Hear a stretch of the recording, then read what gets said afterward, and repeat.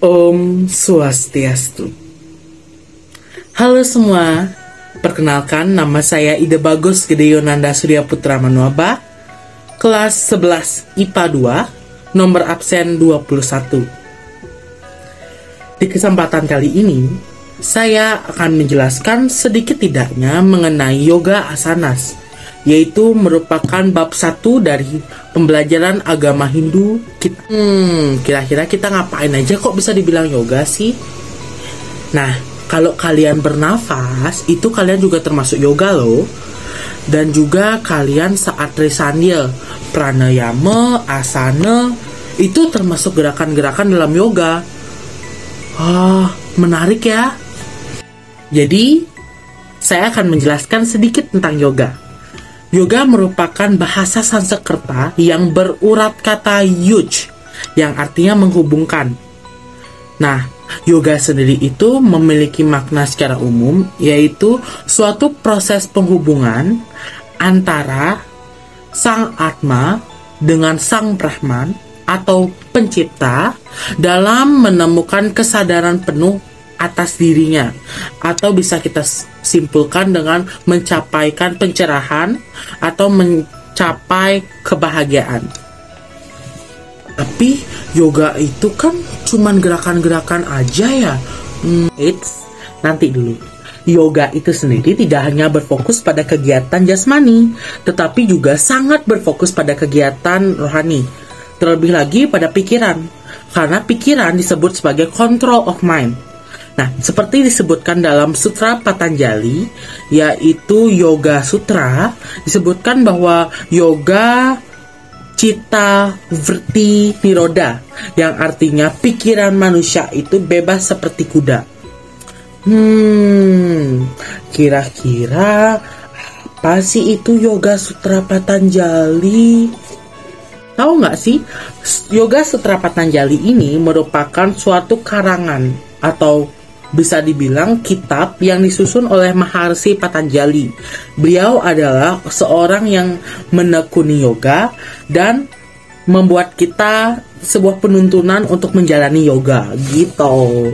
Nah, Maharsi Patanjali itu juga mengajarkan yoga itu tidak hanya mengkhusus pada agama Hindu, tapi yoga itu bersifat universal. Begitu.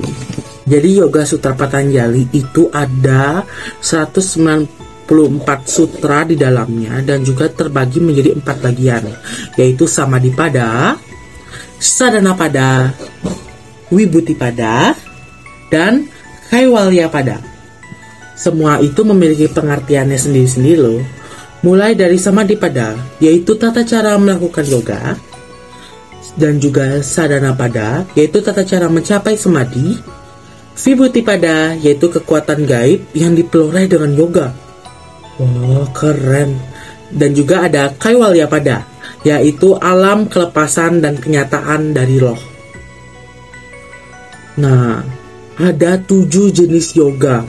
Kira-kira kalian tahu nggak sih?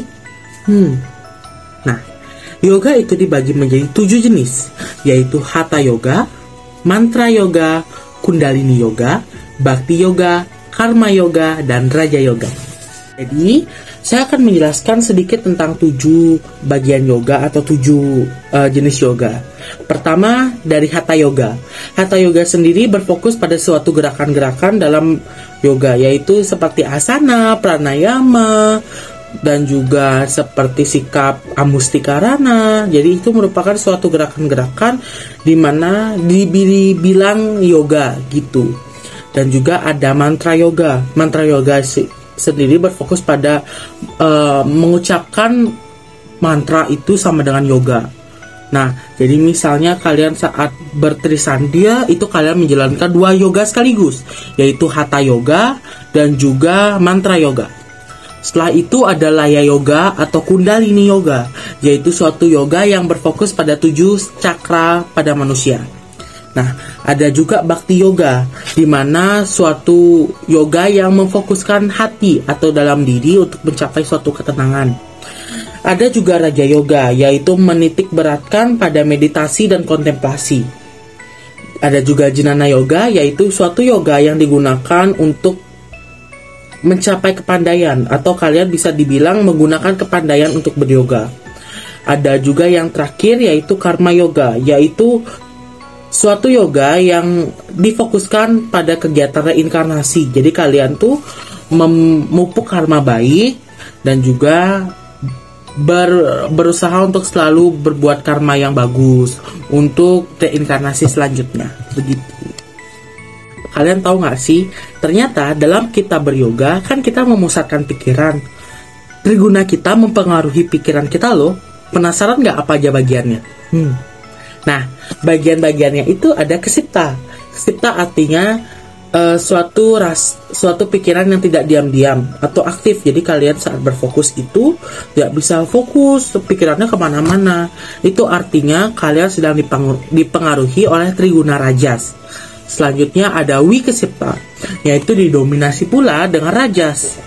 Nah, wikesipta itu pikiran kita itu kacau, galau, kayak abis diputusin mantan. Nah, terus ada muda. Muda itu didominasi dengan tamas, yaitu pikiran malas, lamban, tidak mau berpikir gitu. Terus ada ekarga dan juga niruda. Mereka tuh merupakan bagian yang berbeda, cuman masuk ke dalam triguna, yaitu satwam. Pasti bagus nih.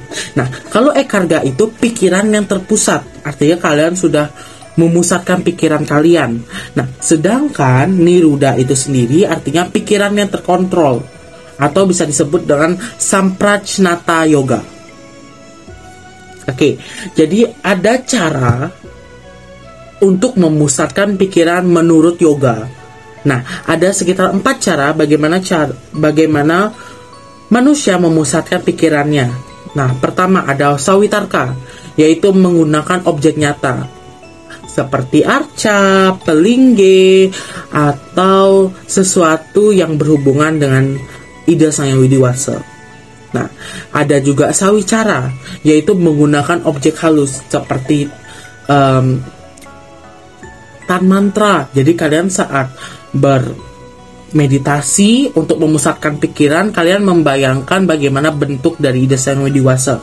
Kalian ingin membayangkan bentuk Dewa Siwa, Dewa Wisnu, atau kalian ingin membayangkan wujud Dewi Durga. Jadi itu merupakan sawicara. Nah, yang ketiga ada sanandra, yaitu menggunakan objek harus juga, tapi lebih dominan ke rasa indria kita.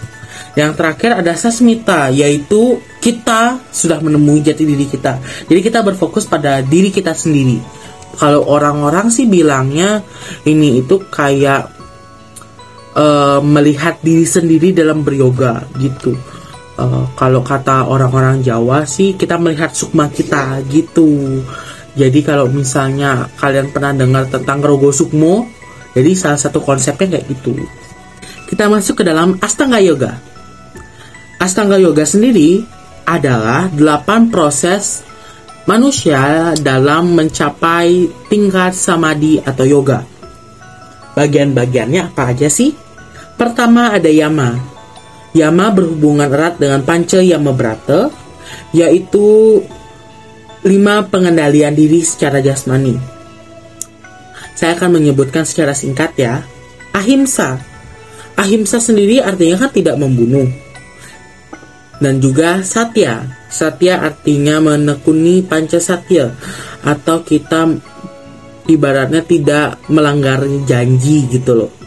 Ada astya. Astya artinya pantang untuk memiliki sesuatu yang dimiliki orang lain. Artinya kita kayak mencuri. Nah, keempat ada brahmacharya, yaitu pantang memperlihatkan kenikmatan seksual atau kepuasan seksual.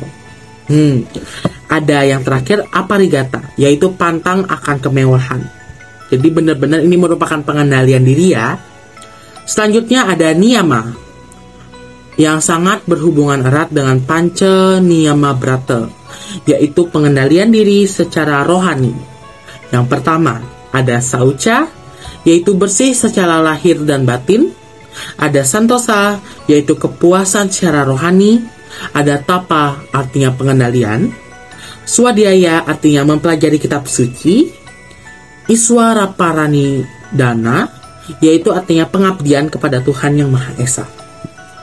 Selanjutnya ada asana, yaitu suatu sikap. Pranayama artinya mengatur nafas. Pratyahara artinya penguasaan panca indera. Dharana artinya pengendalian pikiran. Dhyana artinya fokus atau konsentrasi. Dan tingkat terakhir samadhi, yaitu tingkat tertinggi dalam Astanga Yoga.